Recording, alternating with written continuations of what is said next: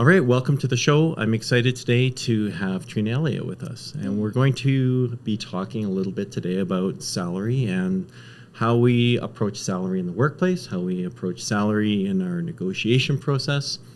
And welcome, Treena. Thanks, Craig. Thanks for having me. This is an interesting topic. Yeah. We've known each other for a long time, and you've been in the staffing world for a long time, as have I. Better part of 17 years. Isn't that crazy? I think I beat you, but not by much. By how many years? I was in 98. That's when I got started. So when you first started in staffing, did you feel awkward talking to candidates about salary, like in the beginning? Yes. I think it's a social thing that we don't talk about salary.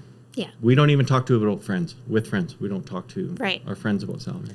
And I find that really interesting because when I put because you're right, I don't talk to my friends about how much money they make, but because I've been in staffing for so long, and I'm sure you've come across this too, is that when I put my recruiter hat on and I'm talking to one of my friends, that's one of the first questions I ask them. Where Absolutely.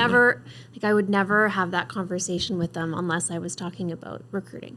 And I think it's partly because salary is tied to worth, and it's our personal worth, and so we're uncomfortable in getting naked with what we perceive as our worth or what the world perceives us as being worth. Are you good at guessing how much money your friends make as a result of being in staffing? Because I feel like with certain people, I usually when I'm having salary conversations with them related to recruiting, that I'm usually within like a few $1,000s of what they're making. Yeah, I think it's part of our training really is to develop cues as to where we think people are, and we have tools as well. Yeah, because we've been in the industry, so you just over time you get a sense of where people are at in their career and what they're making.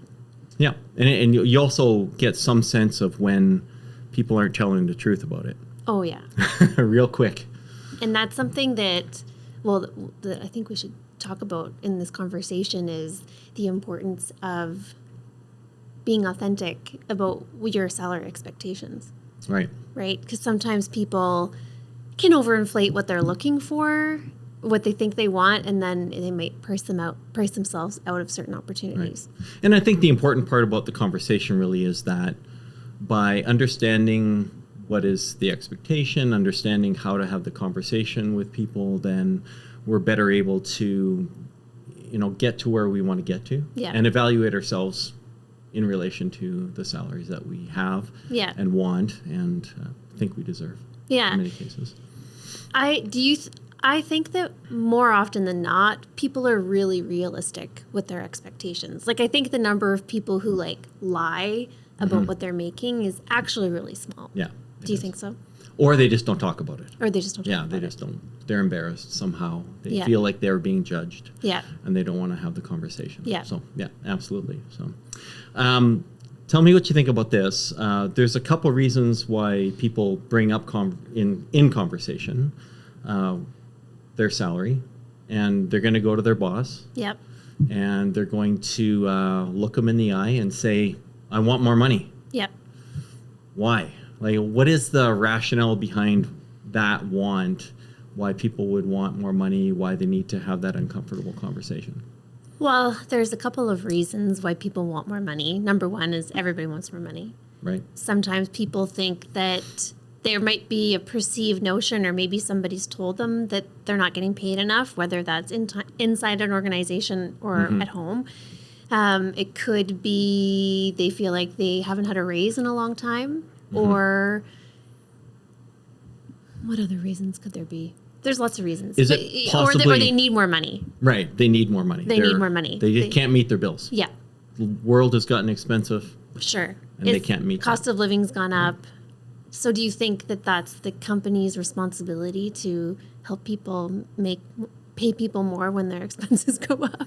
It's a tough one. And I guess, from an economic standpoint, I think we would think that in general, if the cost of the world goes up, then the company should be relatively making more money, possibly. Yep. And therefore should be able to pay people more. Or maybe they saw their boss bought a new vehicle. Right.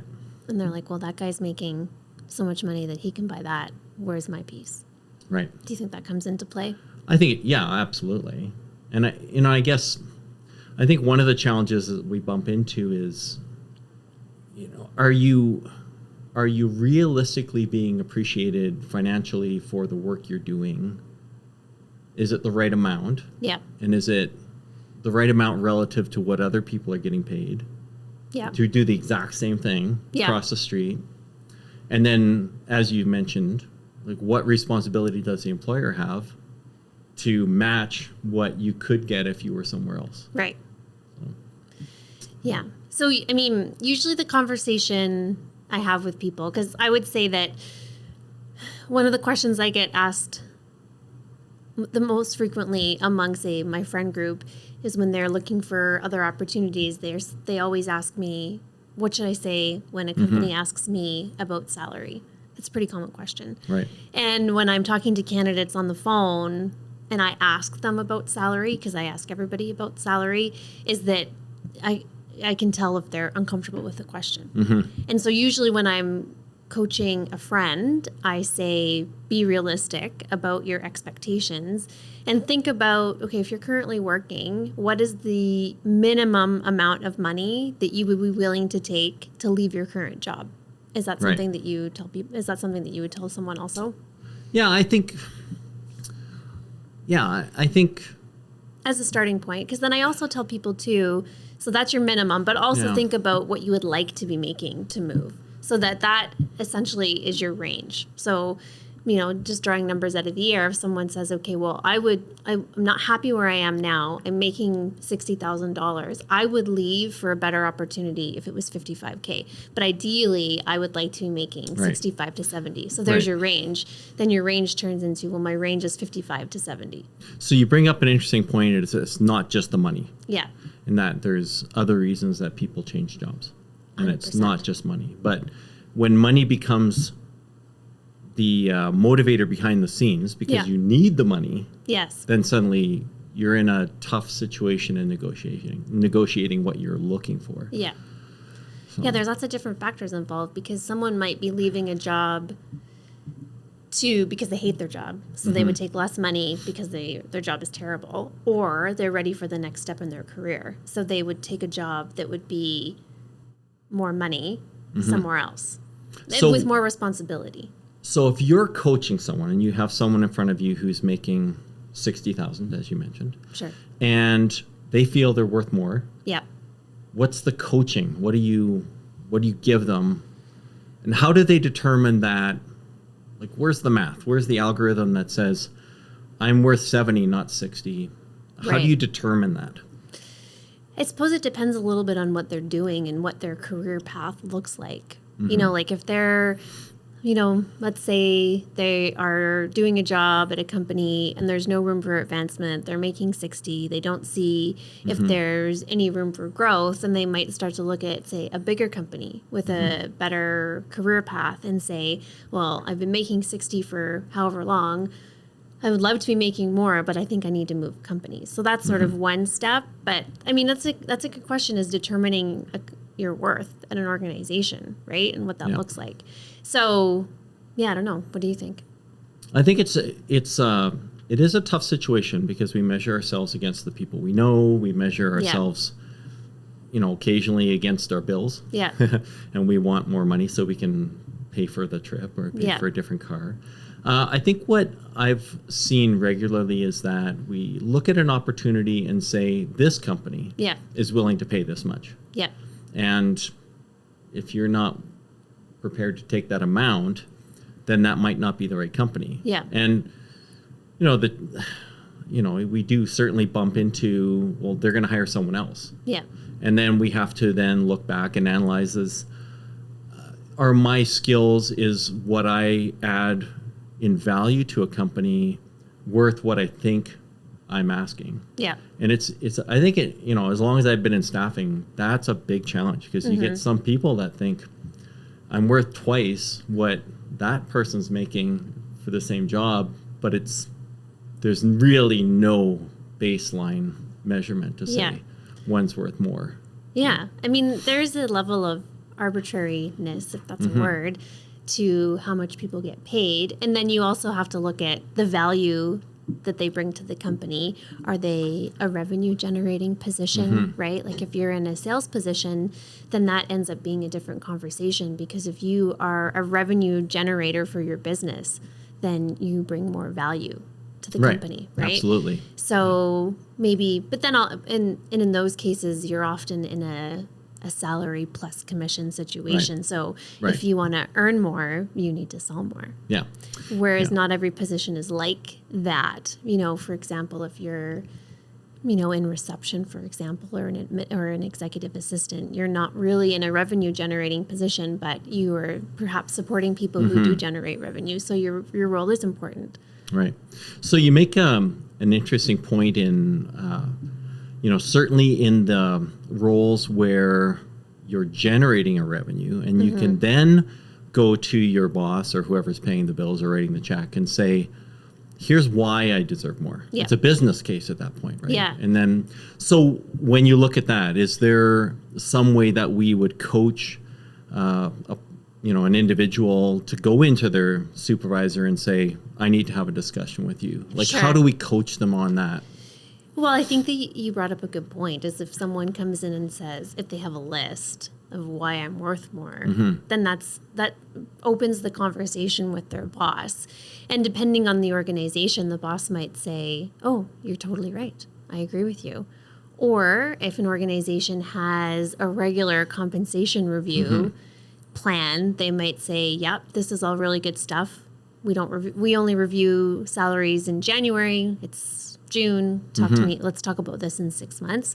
So it depends a little bit on the organization. But really, when you're asking for a raise, you should have something to back it up in terms of what you've accomplished. I guess I like the thought of a business case. If you're going to come and say, hey, I'm worth more, tell me why. Yeah, tell me why. Like, I see you're doing the same thing that other people are doing. You think you're worth more. Show me why that's worth more money to do what you're doing. Do you think that it is good, for lack of a better word, for employees to do that with their employer on a regular basis? I think it's very good to add value to a company. Yeah. And if you're adding value and you're worth more, then you should get paid more. Right.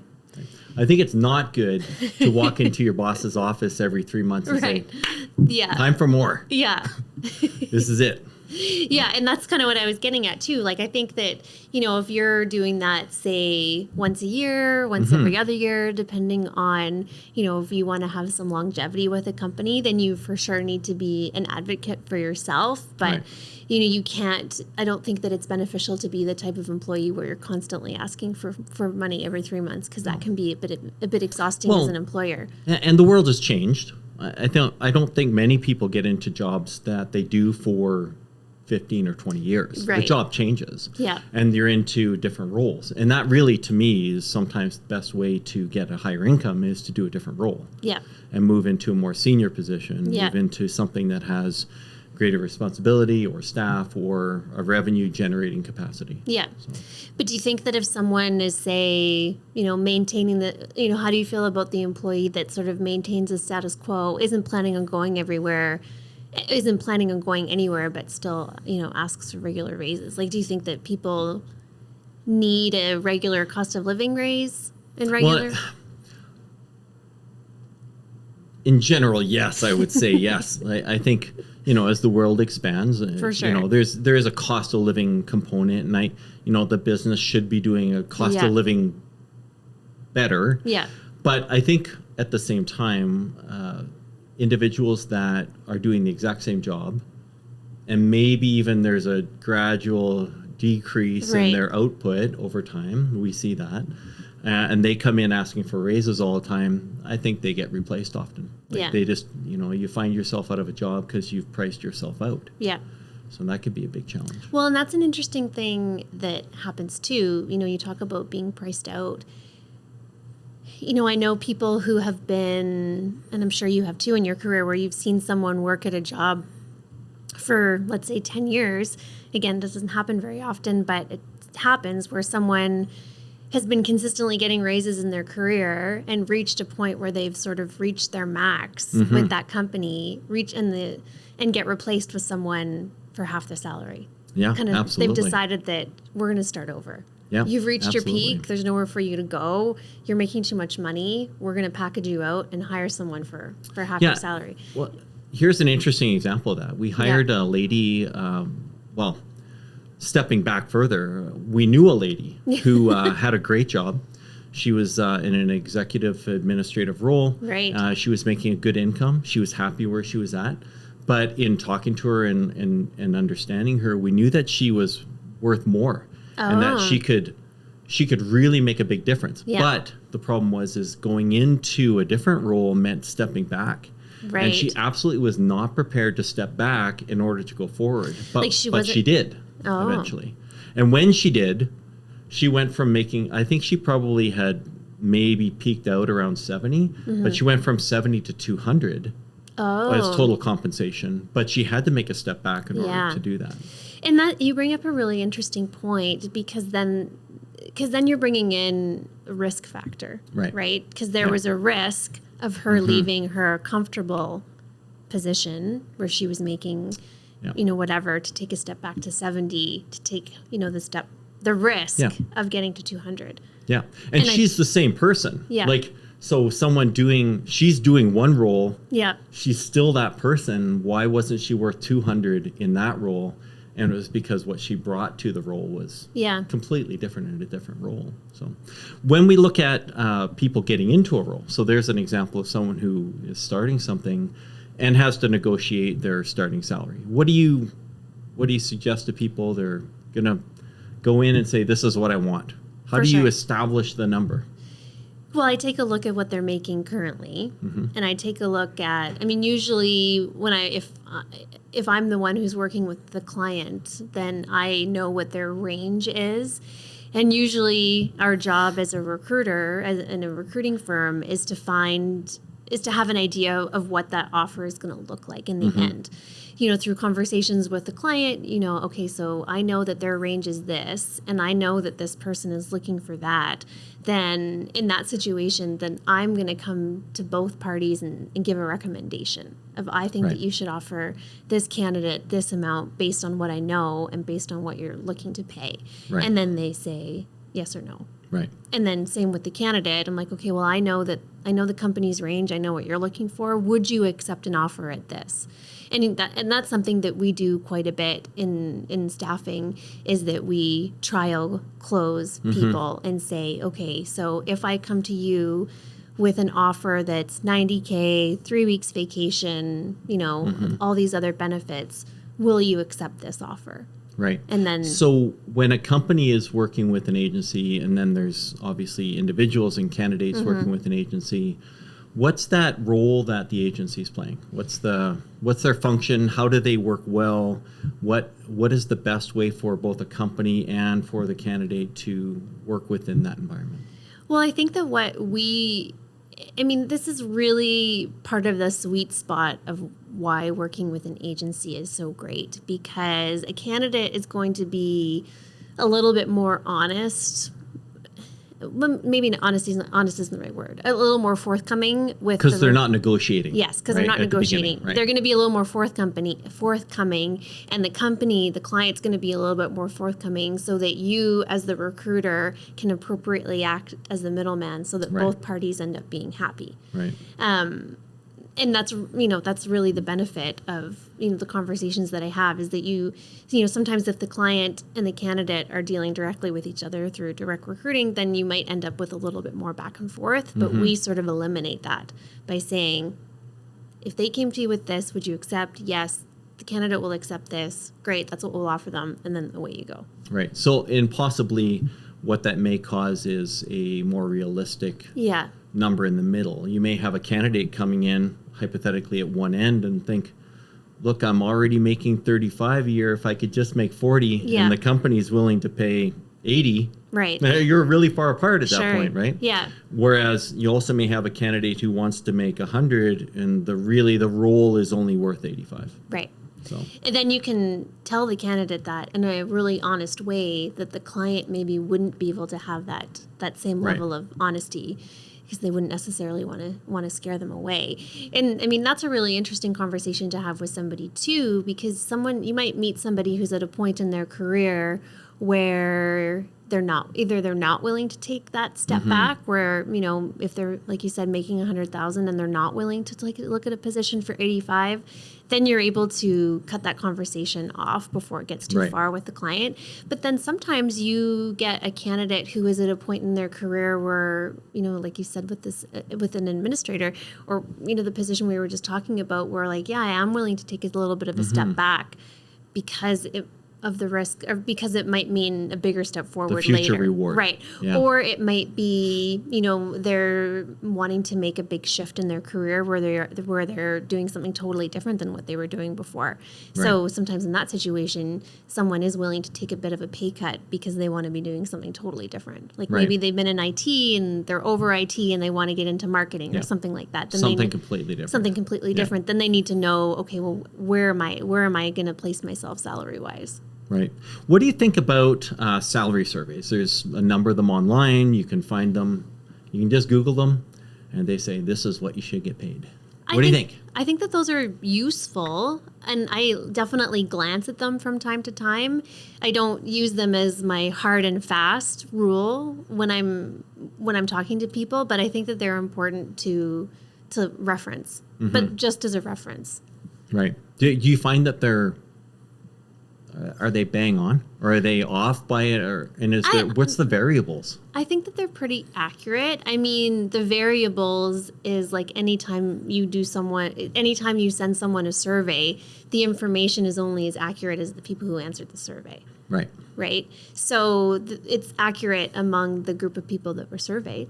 And then Right. you have to take a look at, okay, well, is it industry specific? Right. Because different industries pay differently. So I think that they're a good reference tool, but I don't think that they're like a hard and fast. Yeah. You know, I've had them with an individual, and I've shown it to someone, and they're like, "Wow, I'm getting underpaid, and I think I need to ask for more money." And then the other person, you show it to someone else, and they'll look at it and be like, "You need to burn that, because if anyone finds out what I'm getting paid, they're Right. they're going to say So- I'm worth less." Yeah, like that's what I mean. I think that they're a good reference guide, Yeah. but I don't think that they're hard and fast, because Right. you do end up with those situations because every company is gonna place themselves a little bit differently in terms of salary, right? Right. Like I've worked for companies where they're like, okay, well, we want to be in the 90th percentile of what we pay our people, Right. because we want that tier of people. Where you get other companies, let's say a not-for-profit, where they're like, okay, we can't afford to pay people in that 90th percentile of people that we hire. We can only pay them in the 50th percentile, but the perks of working for a not-for-profit, maybe you get more vacation time, Right. you know, maybe some of these other benefits. So that's why you have to you really have to take a look at the aggregate. Like it's not always about just salary, Right. right? There's so many other factors, right? Right. Vacation time, benefits, pension, if that's a thing Sure. anymore, right? Like there's so many. Few companies. Right. There's so many other things to consider. The culture, the commute, right? And would you agree that, like, staffing agencies, if you're working with someone, are going to bring those points out? Yeah. So then it's not just the dollar value. Yeah, Right. right. So- And I think that maybe that's sort of the thing that we haven't been talking about in this conversation, Craig, is that there's a lot more to it than just salary. Right. Like it's not just the numbers on your T4. There's a lot more involved, because you can get someone that's like, okay, well, I'm willing to take a little bit less on the salary piece if they can give me an extra week of vacation. Right. Because then you're having conversations with people about, do they value money, or do they value time off? Do they value benefits, or do they value a shorter commute? Because someone might be willing to take a $10,000 a year pay cut if they're only Right. driving 5 minutes to work, Sure. right? Yeah. So there's a lot of different factors involved. And yeah. Yeah, and I think, when someone's early on in their career, maybe it's a budding thought, you're early on in your career, you can make some of those moves. Yeah. You can say, hey, I think I'm in the wrong job now, Yeah. and I should be over here, but that may mean taking a bit of a bump to go down.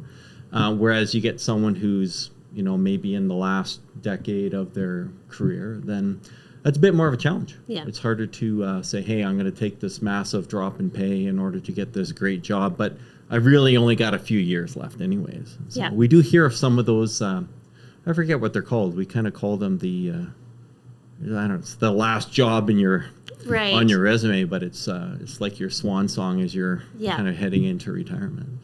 So, Yeah. interesting jobs. One of the things that you're going to go into, here's a scenario. You're going to go into your boss and you're going to say, hey, I deserve a raise. Mm-hmm. They're going to be like, no, you don't. We think you're getting paid exactly what you deserve and what you're worth. Mm-hmm. And then you start looking. And then someone comes and says, hey, we want you. We value you a little differently. And we're interested in making you an offer. And then you go back to your boss and say, hey, they think I'm worth more and I'm going to take this other job. And then your boss says, well, we don't want to lose you. Now what happens? You're into the counteroffer Right. situation. So I think the simple answer is in that situation, more often than not, you should make the move because you sort of have one foot out the door. And if you've had the conversation about salary with your current employer and they said no, and then you do find a job where they offer you more, and then your employer comes back and says, no, we will offer you more, then you should leave. Right. More often than not, I would say you should leave because mentally you've already made the decision. But I think that what happens more often is that people don't ask for the raise and start looking because they're maybe they don't know how, Right. maybe they don't know how to have the conversation. Maybe the company doesn't have a proper salary review plan. So I think that what happens more often than not is that somebody decides to start looking, gets a job, and like, oh, this company pays more, and then takes that to their current employer, and their current employer is like, oh, okay, well, we'll give you more. We'll match that. We'll match that. Yeah. And I think that And then you don't have to pack your desk. right. And then Such a that's big value. and that happens. I think that that's actually the thing that happens more is Right. that people don't ask for the raise and then go looking. And perhaps if they had asked for their more money, they would have got it, and they wouldn't have started looking. Right. So, I think that you should be getting a salary review once a year, or if you're like, hey, I'm starting to think about, maybe there's an opportunity for me to take on more and get paid more, then Right. that's as So- opposed to looking for another job, just starting to look for another job. Right. So part of the message in there is that you need to self-advocate. And you mentioned Yeah. that already. You need to make sure that if you're not happy with something, that you don't just tuck it underneath Yeah. your arm and walk around with it. You go and say something. Yeah. Yeah. And I appreciate that that's not easy for everybody, right? Yeah. Like it's talking about money, like Yeah. we said at the beginning, it's sort of this taboo Yep. that Social we don't talk taboo. about money, but because of what I do in recruitment and yourself, like I actually like having conversations about money. Like Right. let's talk about money. Yeah. But that's maybe part of it, like if I was coaching someone and they, they're absolutely convinced they deserve more, I would say, okay, well, let's put this down on paper and show me why you're worth more. And it can't just be, I need more. right. I need to buy a better car. Like it needs to be something of value.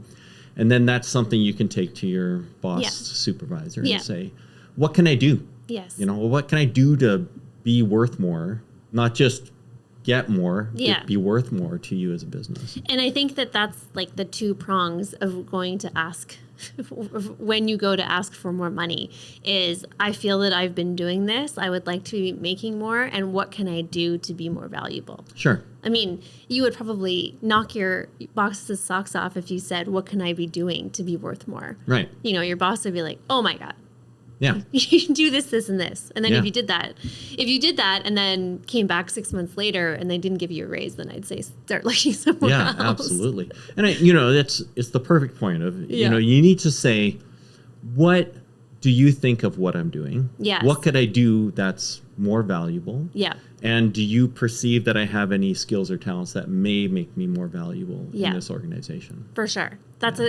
People should write that down because that's a conversation that people should be Yeah. having. And, if the sooner you start feeling comfortable having those conversations with your employer, then you're going to be, probably making more than your peers and other people doing the same thing in no time. Yeah, and I think when I look back over time and I consider some of the people that I've seen move to different roles Yeah. and not have the initial conversation with their supervisors, something's up. It's almost like it's fishy. It's like, Yeah. how come you're not talking to anyone about this? And Yeah. why is it so easy to pull you out of one company where Yeah, you've yeah, been there yeah. for years and you're just not going to comment on it? And then I wonder, are you going to do that again? Yeah. Like, are you just going to sit there and grumble about and being dissatisfied? It's too hot in here. I don't like the height of my chair. Yeah. And I'm going to quit again. And I'm going to get more money when I quit this Yeah. time too. So. Well, and I think that sometimes people just don't like to rock the boat. Yeah, So they no don't. change. Yeah, it's Yeah. the change thing, right? Yeah. So don't want to change. Could be. Yeah. You had talked about earlier, before you had talked about an engagement survey that you had seen. And tell us about that. Well, I mean, I've done lots of employee engagement surveys, and one of the most common questions, or a pretty common question on an engagement survey is, "Are you satisfied with how much money you're making?" And in my career of doing engagement surveys, that's always the question Right, that yeah. scores the lowest, because people always want to make more money, Right. right? Like, even if you were making, if you're making, let's say, $1 million a year, Sure, you want more. you would want to be making Yeah. $1,000,001, or you'd want to be making Yeah. $2 million a year. Right. So people are always going to want to make more money. Mm-hmm. That's human. Makes sense. It's human nature, Only right? makes sense. Right. Yeah. Yeah. Yeah. Okay. All right. Well, those are some great thoughts. I certainly love having you on. Well, I love thanks, working with Craig. you. Thanks, Craig. And Same. hopefully we can do this again. Yeah. So it was fun. So thanks for coming Thanks, Craig. on. All right. Thank you.